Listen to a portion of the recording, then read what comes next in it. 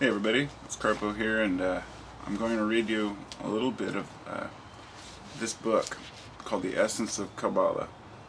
And the reason behind it is because I've noticed that there's a lot of anti-Semitism out there. When I went to school in the 80s, 90s, it was like we heard about anti-Semitism, but it was almost labeled as something that was, you know, passé, outdated, something that had happened a long time ago. And only in recent times with the internet have we really seen how much there really is out there. And I think people are falling into this belief that Judaism is somehow taking over the world. And I understand the whole idea behind, the understanding that Jews have been feared for a long time. And I'm not going to go into the politics of it, because I think it's ridiculous that they get blamed for just about everything. But I'm not a Jew, I'm not a Christian, and but I know where a lot of these things come from. I know where a lot of the aggressions come from. They're from hostilities from Christians, so they label the Jesus heretics. This has gone on as long as history, and will continue. But I'm interested in all religious texts and teachings, and the Kabbalah is no exception. It's a phenomenal reading. And I want to kind of give a few parts of this that I highlighted for people to kind of get a feel for where I'm coming from here, because this is important to most people to understand. I think where Jews are coming from to an extent, and I'm only going to read the parts that I think are important. But the beginning says, "Why study Kabbalah? Why would a mature, sane individual become engaged in the arcane, sometimes bizarre world of the Kabbalah, with its elaborate systems of ideas, seemingly impenetrable mystical practices, and complex approaches to the exegesis of the Hebrew Bible? The answer is simple.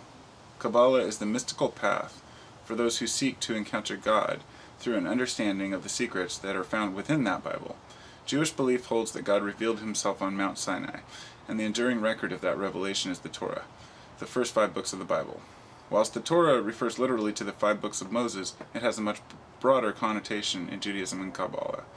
As the realm of contact between God and humanity, Torah takes on connotations of the world soul, the inner core of creation, and the basis of all Jewish aspirations to know the divine." Okay, I'll get to the good stuff. There's a lot of random stuff, and I'm not going to go into the quotes and passages that talk about God, but just the goals here. Okay. The goal of Kabbalah is to see the face of the King. To anyone with knowledge in these matters, there is no anthropomorphism in this goal. Kabbalah teaches that the forms we encounter in the everyday world merely constitute a surface beneath which subtle principles operate. By seeing these concealed levels of activity, we begin to become aware of the real presence lying behind the screen of our own minds. The real presence, both in the world and in the spark of the root of the mind, is the divine, and the Kabbalist seeks to know that presence. Ultimately, the goal of Kabbalah is that the individual should come to realize that all pretense to personal will is illusory. The highest spiritual state is one in which the ego, or the sense of I, is recognized as mere functionary.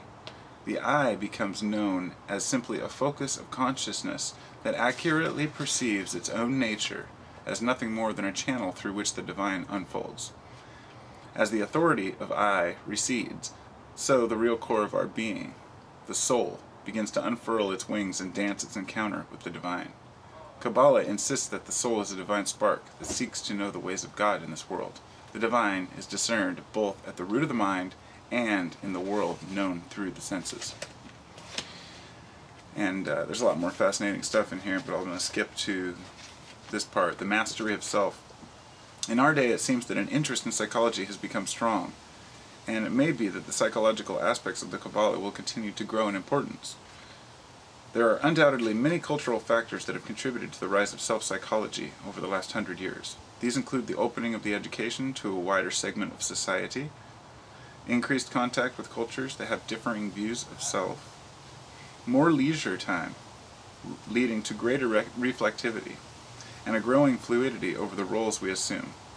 Richard Tarnas makes the further point that these cultural changes may themselves be predicated on a deeper archetypal shift in our culture, leading to the quest to understand the nature of consciousness itself. In whichever way we try to explain the shift that has occurred, I think there can be little doubt that in our day, many are attracted to the study of Kabbalah for the psychological insights that it conveys. There is a clear psychological element throughout history of Jewish mysticism. Indeed, the primary maxim is that man created in the image of God implies that all speculation on the nature of the divine has implicit reference to the nature of man. Thus, for example, a relationship with human psychology is evident wherever Kabbalistic texts discuss throughout thought processes in the Godhead. In the Zohar, the stirrings of creation are described in these psychological terms. From the midst of thought, a desire arose to expand, and it spread from the place where thought is concealed and unknown until it expanded to settle in the larynx. The larynx is the source of spoken language, and in this passage symbolizes the creative voice of God preparing for the great Let There Be, or Genesis. For our purposes, the key notation of this extract is that God's initial thought, which precedes vocalization, arises in the place where thought is concealed. This place parallels the human unconscious, in which the thinking that occurs is indeed unknown. Whilst the Maggid of Mezrich may have been the first to write explicitly of human unconscious, the idea was clearly present in much earlier Kabbalistic material. Sorry, that part was kind of boring, but I have one more here. This emphasis on integration is a primary imperative of Kabbalah. Unification of the levels of soul is just one dimension of that global process of transformation that is seen by Kabbalists as their major task. The challenge is to promote the unification of the entire Sephirotic structure, symbolized variously in terms of the unification of the divine name, or in terms of the union between the male and female elements within the Godhead. There is a profound psychological edge to the Kabbalah, which gives it a special value in the quest for self-betterment. And the last part's healing the world, and I'll just kind of paraphrase, but I'm going to read just parts of it. For all its potential relevance to matters of psychological insight and therapeutic transformation, the real objectives of Kabbalah are considerably larger in scale. The ultimate challenge is that of bringing the dynamics of the Godhead into their proper conformation, thereby promoting Tikkun Olam, the healing of the world. According to Kabbalah, we are players on the biggest stage of all, and its practices of unification are critical for the correct denouement of drama of cosmological proportions. I think, here we go. Oh yes, I'm almost done. This is good though. 10 and not 9, blah blah blah blah blah, cousin blah blah blah blah. Okay. What role might be played by humans in the perfecting of the Godhead? The extract continues by instructing us to use the Sephirot in order to grasp the nature of all things. For the Sephirot are the essential principles on which all things stand.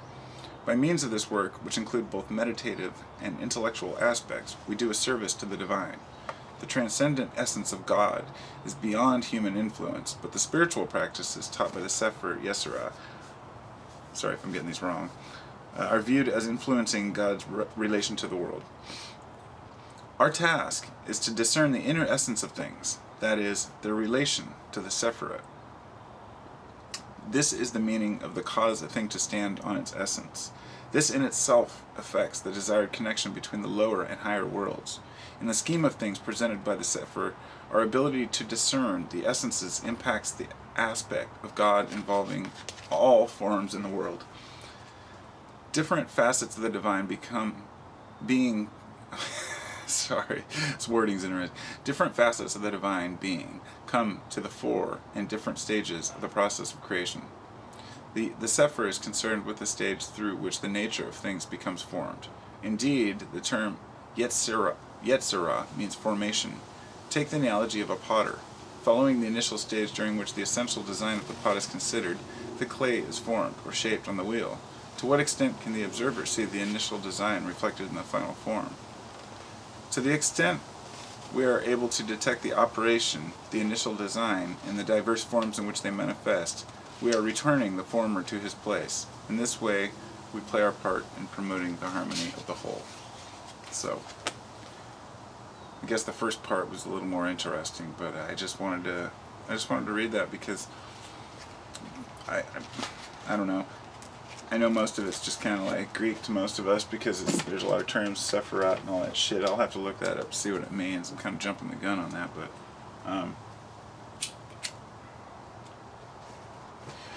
I find Judaism to be absolutely,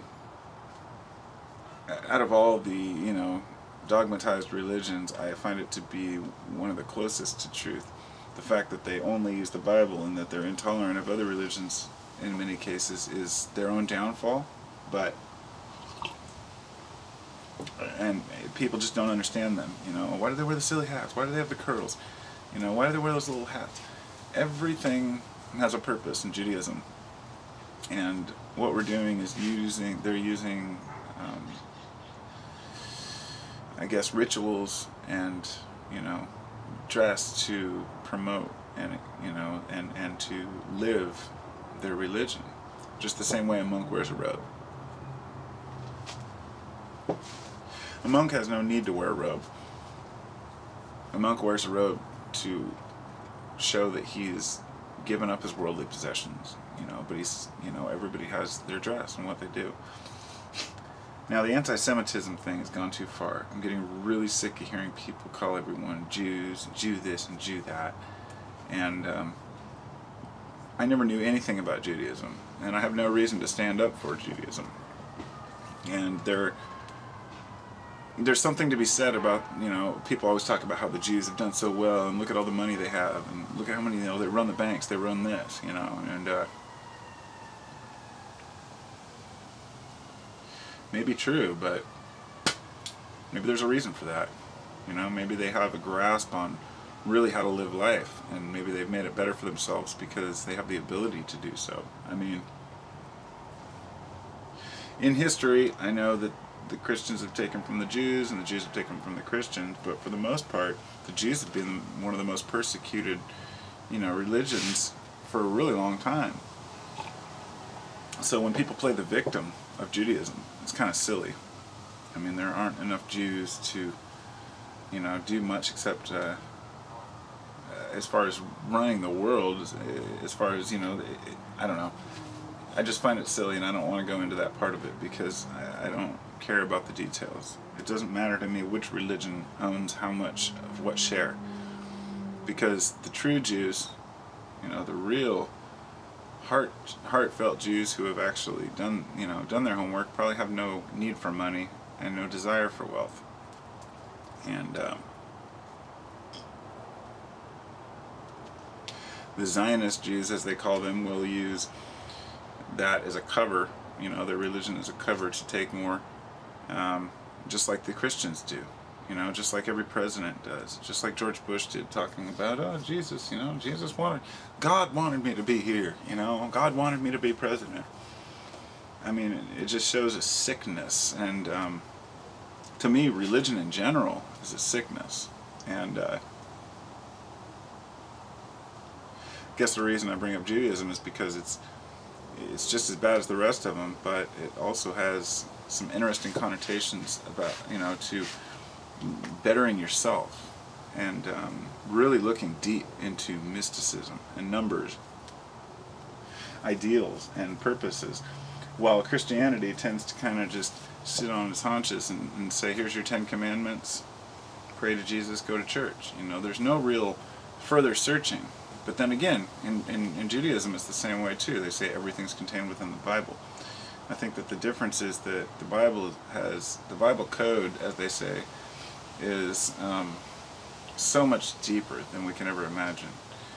I mean, we've gone from being a culture that really believed that, you know, Noah put all these animals on an ark and the world flooded and he was the only sole survivor with his group or whatever. You know, I don't understand how people can still believe these stories about things that are obviously archetypes.